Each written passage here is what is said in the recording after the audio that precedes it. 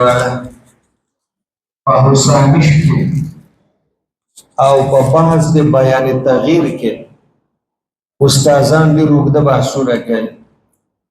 ما ننسخ من آیت او ننسها نأتی بخیر، ناسخ به یا د منسوخه او لا یا برابري. دی وجنه خبر واحد سره متواتر و مشهور نشي منسوخ کېدی، د قرآن آیت نشي منسوخ کېدی. څومره منسوخ آیاتونه دي تاسو الفوز الکبیر کې بیان کې دا ویلي دي، د هغې ضرورت دلته نشته. څوک د نسخ قائل دي هغه تاسو ویلي دي، څوک نسخه نه مني او عقلي اعتراضات کوي. پرون خدای یو حکم را لېږه او سبا هغه منسوخوي بل، وی دا مفضي کېږي جهل د باري تعالی ته. او تعالی الله عن ذلک علوا کبیره. ولې خدای ته پته نه وه چې نن یو حکم کو سبا یې بل. هغوی عقل پسې روان، څوک سوچه منکر دی، څوک 15 منسوخ مانی، څوک 1500 مانی، څوک 20 مانی، څوک د نسخ مفهوم خاص ګڼي، ازاله د یو حکم شرعي او په بدل کې راوړل د بل حکم شرعي. قاسم نانوتوی رشید احمد گنگوی رحمه الله وی حکم د باری تعالی دا ټکه یاد کی دا ډېر قیمتي ده، تاسو حسامی کې نه دا یاد کړئ. حکم د باری تعالی دا تابع د اراده د باری تعالی ده. حکم د الله تابع د اراده د الله، اراده د الله بدلیږي. نو چې اراده بدل شو نو حکم بدل شو. حکم د الله پاک تابع د اراده د الله پاک ده، او چې کله حکم اراده بدل شو حکم بدلی. دا نه مفضي کېږي جهل. زه تاسو ته یو وړوکی مثال وایم. مولانا صاحب تا په ډبګرۍ کې د دغه ډاکټرانو نه چې صرف په جیبونه مضبوط نظر ده، نه په بیمار نه په بیمارۍ، او نه د بیمار په غریبۍ او فقیرۍ او ملنګۍ، چې ورځي او بیرته راوځي 13,000 او 40,000 او 50,000 بدن مزي. اوس یو ډاکټر د ماهر د طبیب حاذق د سپیشلیست تا ته داروګان ولیکل، 3 قسمه ګولۍ، مثلا 500 ملی ګرام، 400 ملی ګرام، 100 ملی ګرام. تا ته وایي یو میاشت به ته دا ګولۍ خورې، یوه هفته کې به یوه ستنه لګی انجکشن، بیا به ماله راشي. میاشت پوره شوه، بیمار بیا ورغی.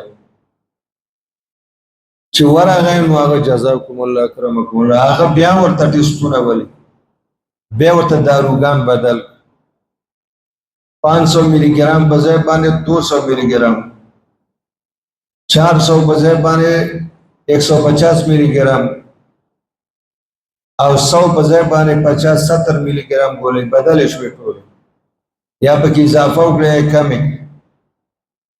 که بیماري ښه شوي دوايي کمیږي، زیاته شوې دوايي زیاتېږي.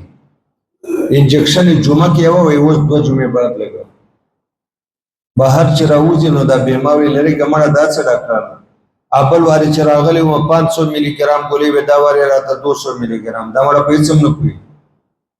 بل ځل چې راغلی وم داروګان 20,000 شوي وو، دا وارې 2,000 روپۍ شو.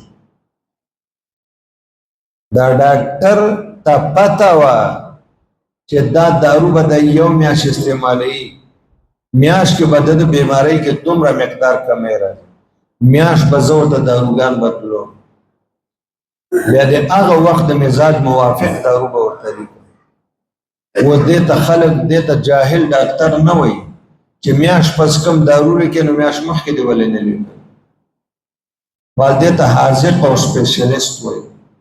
دغه رنګ الله رب ذوالجلال د خپلو بندگانو د مزاج نه خبر ده. احکام تدریجن رالیږي. اول یې ورته حکم وکړو روژه کې چې د شپې به تاسو روژه یې، او که لږ ونیم سترګې پټې شوې، خورا سهار جمعه بند. بیا حکم راغی علم الله انکم کنتم تختانون فالآن باشروهم. دا ډېر احکام منسوخ شو. دا خو احکام دي تدریجن راغلي دي، بدلیږي به یو حکم په بل باندې. تعلق د انشاءاتو سره ده، تغییر و تبدیل پکې راځي. الله د بنده مزاج ته ګوري، زمانه ته ګوري. شراب په یو ځل حرام شوي دي، لا تقربوا ان يسألونك عن الخمر والميسر قل فيهما اسم كبير ومنافع. دویم ځل لا تقربوا الصلاة وانتم سکارى. دریم ځل ان الخمر والميسر. ځکه ټول عمر چې یو قوم شراب څکلي په یو ځل ورته باندې کوي نه بندو. الله پاک د دې مزاج ته کته وقتن فوقتن حکم ورته بدلو چې د ذهنن د دې حکم منل ته تیار شي. بهر تقدیر امام طحاوی دلتا د دې ټول تفصیل وکړه.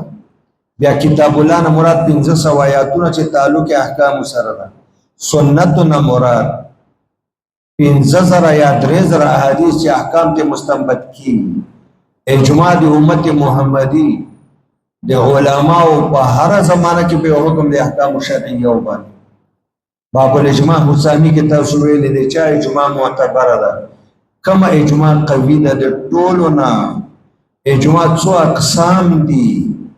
و اجماع ومن يبتغي غیر سبیل المؤمنین نولیه ما تولى.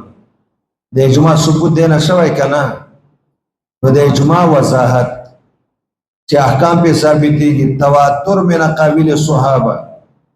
تانه دی ویل لکه د صحابي قول یا به مدرک بالقياس وی یا بنی کنی محمول علی السماع ده به حضور نه ویدلی خبر واحد کې داخل، او که مدرک بالعقل قیاس کې داخل.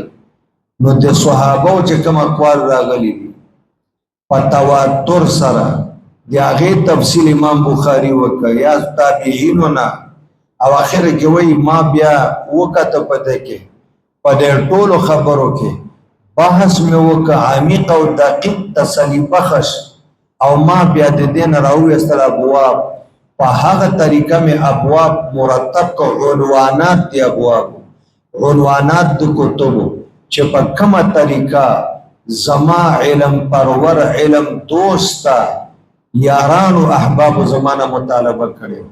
ما هر یو کتاب، کتاب الطهارت، کتاب الصلات، کتاب الجنائز، پاغه طریقه باندې بیل بیل جنس مختلف الاجناس مسلو لپاره، مختلف الانواع مسلو لپاره، مختلف اصناف مسلو لپاره مې عنوانات راو.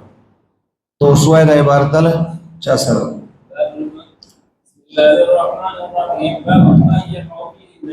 قال ابو جعفر احمد بن محمد بن سلمة الازدي الطحاوي وسألني بعض اصحابنا داوود. قال أبو جعفر أحمد بن محمد بن سلامة بن سلمة الأزدي الطحاوي رحمه الله سألني بعض أصحابنا من أهل العلم أن أجعله كتابا جزجور كما دويت كتاب أذكر فيه الآثار المقصودة ورمخكم يتدي تفصيل كراوك بهرنا عن رسول الله صلى الله عليه وسلم في الأحكام تعلق الأحكام وسردل يتوهم أهل الإلحاد والضعف أغا ملحدين ودهريان أو منكرين أحاديث لباطل عقيدو خلق ګمان کوي چې ان بعضها ينقض بعضا چې د ځینو احادیثو تعارض د ځینو سره. من اهل الاسلام ان بعضها ينقض بعضا لقله علمهم بنفسه. ځکه دا تعارض او تخکاری چې د ناسخ او منسوخ نه خبر نه دي کنه. وما يجب به العمل منها لما يشهد له من الكتاب الناطق والسنه. او هغه احکام راول چې باغی باندې عمل واجب ده او ثبوت په کتاب الله کې صراحتا موجود ده او حدیث متواتر له. وأجعل لذلك أبوابا أذكر في كل كتاب منها ما فيه من الناسخ والمنسوخ وتأويل العلماء ويحتاج بعضهم على بعض وإقامة الحجة لمن استدلال دي زين علماء په خلاف د بعضو باندې. دلته وګوره د هر چا خپل مذهب ذکر کی دی هغه دلیل به ذکر کړي. صح عندي قولهم منهم بما يصح چې د کوم امام قول زما په نسبت صحیح ثابت شوی هغه براوړم. من كتاب أو سنة أو إجماع أو تواتر من چې هغه أقاويل کتاب الله نه دلیل سنت نه اجماع او تواتر د اقوالو د صحابه او تابعین ما درته ویلو د خصوصیت د مرفوع روایت موقوف روایت عمل د صحابي فتوا د صحابي عمل د تابعي فتوا د تابعي عمل د تبع تابع ټول وړيل وإني نظرت في ذلك وبحثت عنه بحثا شديدا ما نظر او تحقیق او ډېر عمیق او دقیق تحقیق مې پر مسائل وکړه ما راوېسته د دین ابواب په هغه طریقه ساله چې زما دوستانو ما نه مطالبه کړې وله وجعلت ذلك كتبا ذكرت فيه کتب عنوانات د کتب کتاب الصلاه کتاب الاجل في كل كتاب منها جنسا من تلك لدغه اجناس مختلفه صوم جنس مختلف صلاه جنس مختلف طهارت جنس مختلف فاول ما ابتدات بذكره اول باب چې زد هغه ابتدا کوم او هغه ذکر کوم او اول کتاب ما هغه د روي عن رسول الله في الطهارت چې رسول الله عليه السلام نه کوم احادیث را نقل شوی دي په باب د طهارت کې نو زب اول دا روزه چې دا موقوف علی د المنځ لپاره او المن د ایمان نه پس د ټولو نه لوی رکن د اسلام ده نو باب الماء تقوا فيه نجاسه بس اللهم صل على سيدنا ونبينا وحبيبنا محمد وعلى آل سيدنا